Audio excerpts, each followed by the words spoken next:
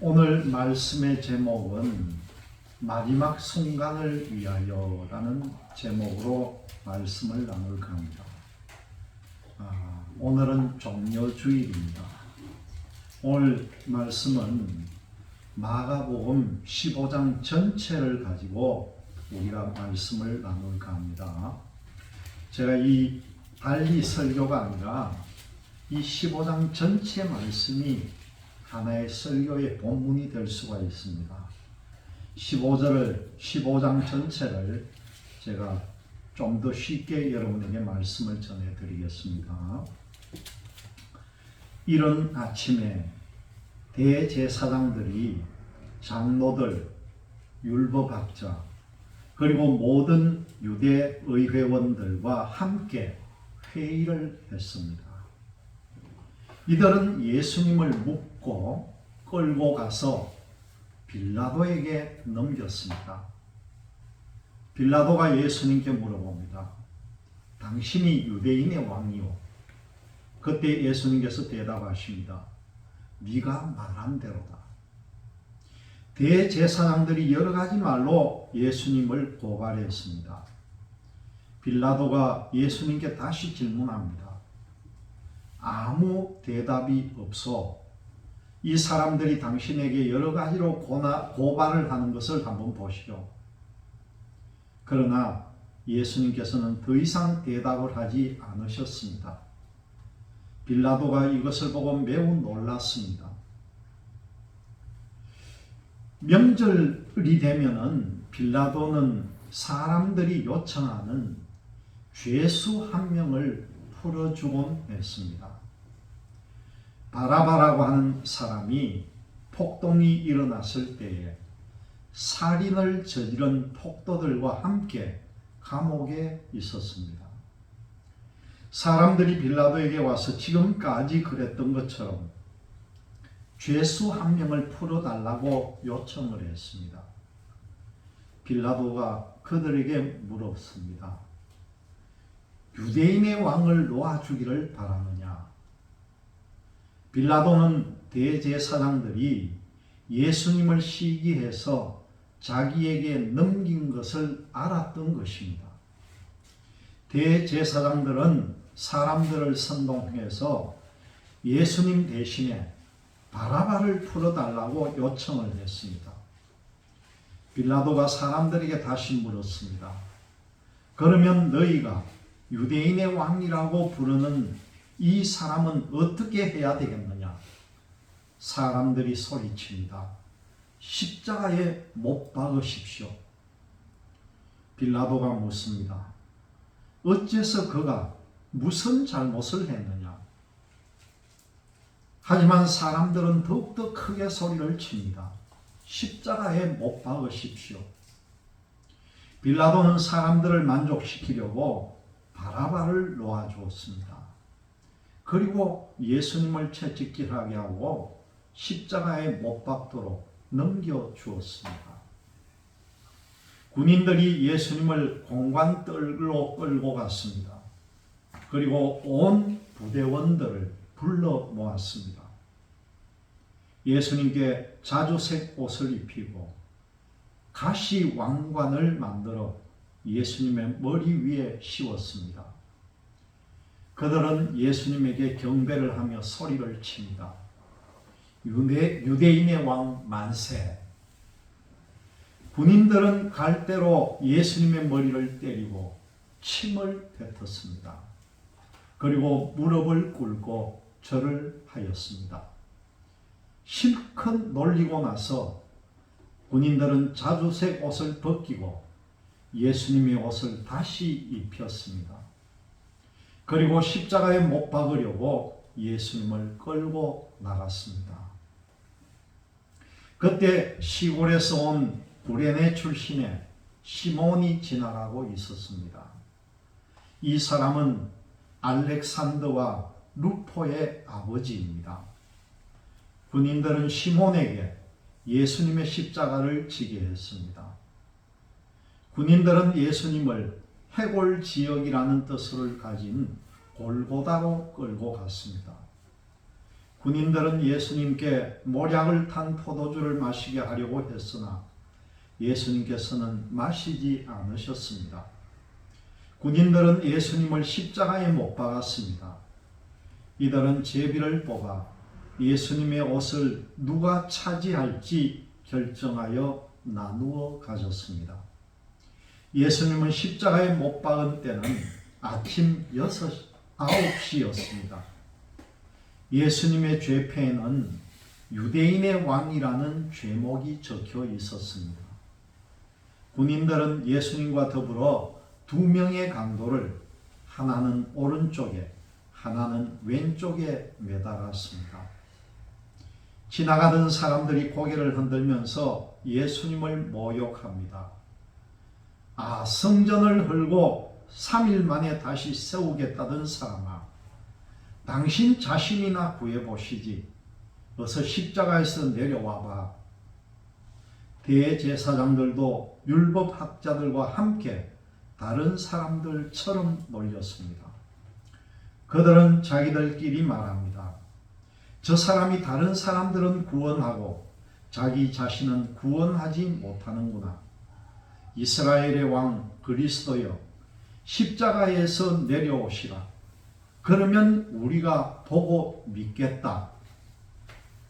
함께 십자가에 못 박힌 사람들도 그와 같은 비난을 예수님께 했습니다. 정오가 되자 온 땅에 어둠이 덮이더니 오후 3시까지 계속되었습니다. 오후 3시에 예수님께서 큰 소리로 외칩니다. 엘리 엘리 라마 사박다니. 이 말은 나의 하나님 나의 하나님 어찌하여 나를 버리셨나이까 라는 뜻입니다. 서 있던 사람들이 이 소리를 듣고 말합니다. 보시오, 저 사람이 엘리야를 부르고 있습니다. 어떤 사람이 달려가서 신 포도주를 해면에 묻혀 막대기에 매달았습니다. 그리고 예수님께 마시게 하며 말합니다. 과연 엘리야가 와서 십자가에서 내려주는지 봅시다. 그러자 예수님께서 큰 소리를 지르시고 마지막 숨을 거두셨습니다. 그때 성전에 있던 휘장이 꼭대기에서 바닥까지 두 쪽으로 갈라졌습니다. 예수님 바로 앞에 서 있던 백부장이 예수님께서 마지막 숨을 거두시는 것을 보고 말합니다. 이분은 진실로 하나님의 아들이었다. 여자들이 약간 떨어진 곳에서 지켜보고 있었습니다. 이들은 막달라 마리아, 살로메, 그리고 작은 야고보와 요새의 어머니 마리아였습니다. 이들은 예수님께서 갈릴리에 계실 때에 예수님을 따르며 섬기던 사람들이었습니다. 또한 예수님을 따라 예루살렘에 온 다른 여자들도 많이 있었습니다. 이미 날이 저물었습니다. 이 날은 준비하는 날, 곧 안식일 바로 전날이었습니다. 아리마대 출신의 요셉이 와서 빌라도에게 예수님의 시신을 달라고 했습니다. 이 사람은 존경받는 유대 의회원이었고 하나님 나라를 기다리는 사람이었습니다. 빌라도는 예수님께서 이미 죽었는지 궁금했습니다. 그래서 백부장을 불러 예수님께서 이미 죽었는지 물었습니다. 백부장으로부터 확답을 들은 후에 빌라도는 그 시신을 요셉에게 내주었습니다. 요셉은 긴 배를 사가지고 가서 예수님을 십자가에서 내려서 샀습니다. 그리고 바위를 깎아서 만든 무덤에 시신을 모셨습니다. 그런 다음 무덤 입구를 커다란 돌을 굴려서 막았습니다. 막달라 마리아와 요새의 어머니 마리아가 예수님을 모신 곳을 보았습니다. 이 내용이 15장 전체의 말씀입니다. 엘리 엘리 라마 사박다니. 이 외침은 예수님 가상칠언의 5번째 말씀입니다. 이 마가복음에서는 마지막 외침으로 나와 있습니다. 십자가에서 외치신 이 말씀은 히브리 말로서 엘리 엘리라고 하는 것은 나의 하나님, 나의 하나님이라는 뜻이고, 또 아람어로 되어 있는 라마라고 하는 말은 아람어인데 왜 어찌라고 하는 말들입니다. 그리고 사박다니라고 하는 이 말은 마찬가지 아람어로 나를 버리십니까? 그런 뜻이라는 거죠. 시편 22편의 고백을 아람어 육성어로 지금 표현하고 말씀한 겁니다. 하나님, 하나님, 왜 어찌하여 나를 버리십니까? 여러분, 이 질문은요, 예수님의 질문이라기보다 이 외침을 듣고 읽고 있는 우리가 반드시 깨닫고 알아야 할 질문이라는 거죠. 우리가 알아야 할 질문입니다. 일찍이 예수님은 제자들에게 마가복음 10장 45절을 보면 인자가 온 것은 섬김을 받으려 함이 아니요 도리어 섬기려 하고 자기 목숨을 많은 사람의 대속물로 주려 함이니라, 그렇게 말씀합니다. 예수님께서 이 땅에 오신 것은 섬김을 받으려고 온 게 아니라는 거예요. 대속물로 주기 위해서 오셨다는 것이죠. 여기에서 대속물이라고 번역된 말이 투트론이라는 말인데, 범죄의 보상물로 내거나 아니면 생명을 부지하기 위해서 내거나 친척의 권리를 사기 위해서 다음 친척이 내거나 아니면 초태생을 제물로 드리는 대신 돈을 내는 것을 대속물이다, 그렇게 표현한다는 겁니다.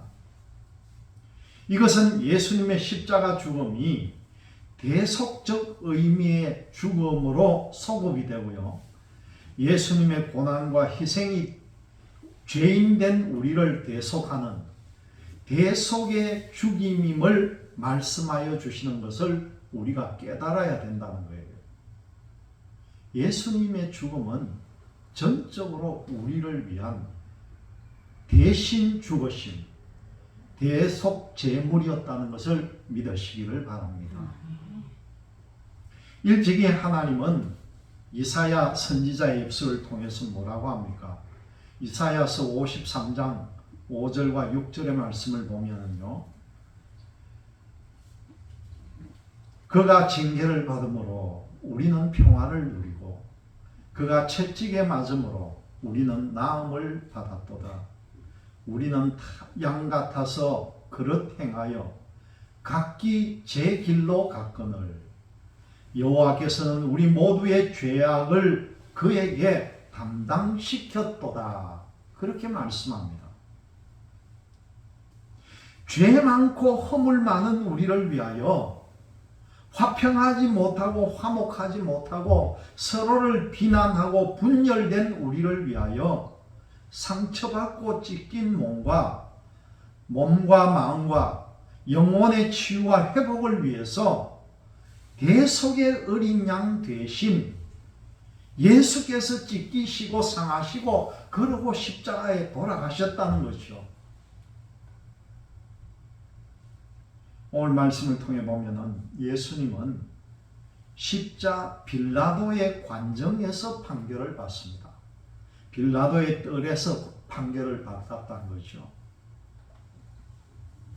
산헤드린 공회는 신성 모독을 명분으로 예수님을 돌로 던져서 돌에 맞아 죽을 수 있도록 처형할 수도 있었지만 오히려 예수님을 고난받는 선지자로 세우고 이스라엘의 민심을 사납게 할까봐 산헤드린 공회에서 그 사형을 하지 않고 빌라도에게 넘겨줬다는 것이요. 빌라도는 예수님께 뭐라고 물었습니까? 오늘 말씀을 보니까 네가 유대인의 왕이냐? 그렇게 묻습니다. 이것은 예수님의 행위를 로마 제국에 대한 반란으로 그리고 정치적인 범죄로 만들려고 하는 질문이었다는 거죠. 이 말에 대해서 예수님께서 뭐라고 대답합니까? 네 말이 옳다. 그렇게 이야기합니다. 그 한마디 외에는 아무 말도 하지 않고 침묵을 지키셨다는 거죠. 예수님을 빌라도의 관정에 넘긴 이 사람들은 예수님을 십자가에 못 박으라고 소리를 칩니다. 그리고 빌라도는 그들에게 만족감을 주기 위해서 예수님께 채찍질을 하고 십자가에 못 박히게끔 넘겨주었다는 거죠. 예수님께서 빌라도의 법정에서 사형에 해당하는 유죄 판결을 받으셨던 겁니다. 여러분, 죄가 없으신 예수님의 이 유죄 판결은요, 우리를 대신하여 받으신 유죄 판결이라는 걸 깨달아야 합니다. 하나님을 모르는 사람들은 자신들이 죄인이라는 걸 알지 못하는 거죠. 그러나 그들이 언젠가 하나님의 법정에 서게 될 때에 그때 그들은 자신이 죄인이라는 부정할 수 없는 사실에 몸부림칠 것입니다. 바울은 이러한 사람들에 대한 형벌이 사형에 해당한다 선언하는 내용이 나와요. 사도 바울이 그렇게 정의를 내립니다. 로마서 1장 32절의 말씀을 보면은 그렇게 선언을 한다는 거죠. 그러나 믿는 자들을 살리시고 구원하시기 위하여 자신의 목숨을 많은 사람의 대속물로 주시기 위하여 예수님께서는 우리를 대신해서 유죄 판결을 받으셨던 것입니다.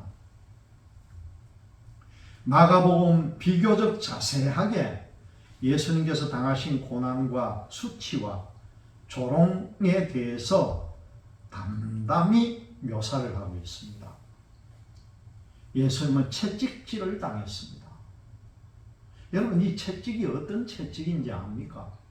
그냥 가죽으로 된, 그냥 끝에 가죽으로 된 걸로 착착 치는 그런 채찍으로 생각하면 안 돼요. 그 채찍 맨 끝에다가요, 어떤 동물의 뼈 조각이나 쇠 조각을 만들어 가지고 가시같이 만들어 그 삼각 발을 달아놓은 거예요. 채찍을 치면 채찍이 딱딱 몸에 박히면서 살점이 떨어져 나간다는 거예요. 그런 채찍을 예수님께서 맞으신 겁니다. 채찍으로 내리칠 때마다 이 뼈 조각과 쇠 조각이 예수님의 살을 사정없이 도려냈다는 거예요. 그리고 난 뒤에 다시 예수님은 십자가에 못 박히십니다.